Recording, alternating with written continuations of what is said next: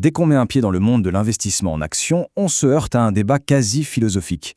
Faut-il parier sur les actions de croissance ou plutôt chercher la sécurité des actions à dividendes? On a l'impression qu'il y a deux clans, deux écoles qui se font la guerre. Mais est-ce que c'est vraiment aussi simple que ça? Est-ce qu'on est obligé de choisir son camp?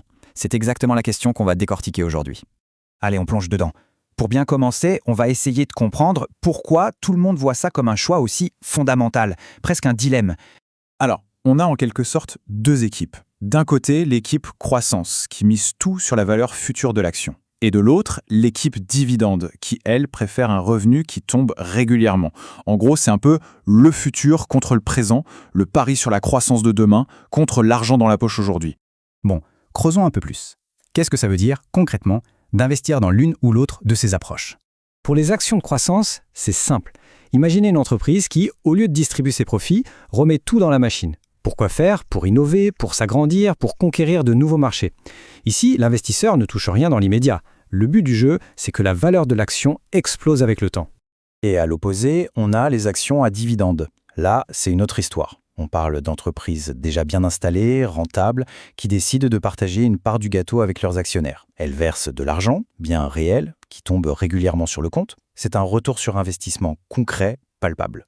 Bon, évidemment, tout n'est pas tout rose ou tout noir. Chaque stratégie a ses avantages et ses inconvénients. Il n'y a pas de solution miracle, hein? Si on regarde les points forts, du côté de la croissance, l'attrait principal, c'est le potentiel de gain qui peut être, énorme. En plus, il y a un avantage fiscal, puisque tant qu'on ne vend pas, on ne paie pas d'impôt sur la plus-value.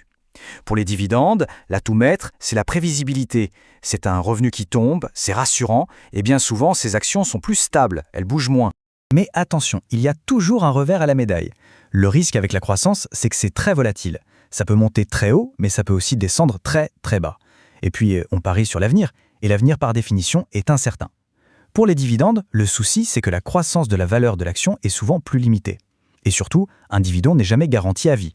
Une entreprise en difficulté peut très bien décider de le réduire ou même de le supprimer.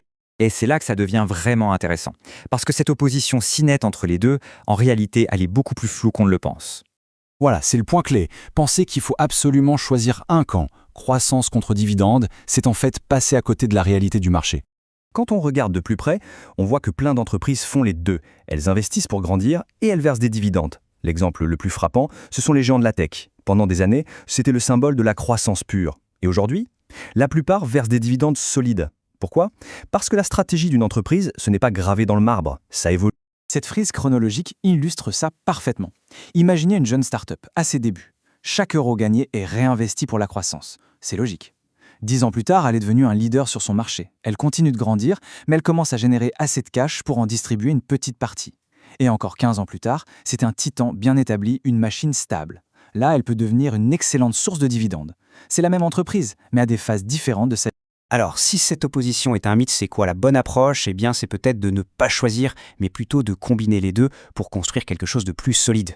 Cette analogie avec une équipe de sport est parfaite. Les actions de croissance, ce sont les attaquants. Ils sont là pour marquer des buts, pour aller chercher la performance. Les actions à dividendes, ce sont les défenseurs, fiables, solides. Ils protègent le résultat et assurent la stabilité. Et on le sait tous, une équipe qui gagne, c'est une équipe qui a un bon équilibre entre l'attaque et la défense. Et les avantages de ce mélange sont nombreux. On garde un pied dans le potentiel de forte croissance, tout en s'assurant un flux de revenus régulier, comme un filet de sécurité. Au final, on se retrouve avec un portefeuille qui est beaucoup plus résilient, mieux armé pour traverser les hauts et les bas de l'économie. En fin de compte, on s'aperçoit que le débat de départ était peut-être mal posé. La vraie question, ce n'est pas croissance ou dividende. Non. La question pertinente, c'est plutôt quel est le bon mix, la bonne combinaison pour soi. C'est dans cet équilibre adapté à ses propres objectifs qu'on trouve souvent la stratégie la plus intelligente sur le long terme.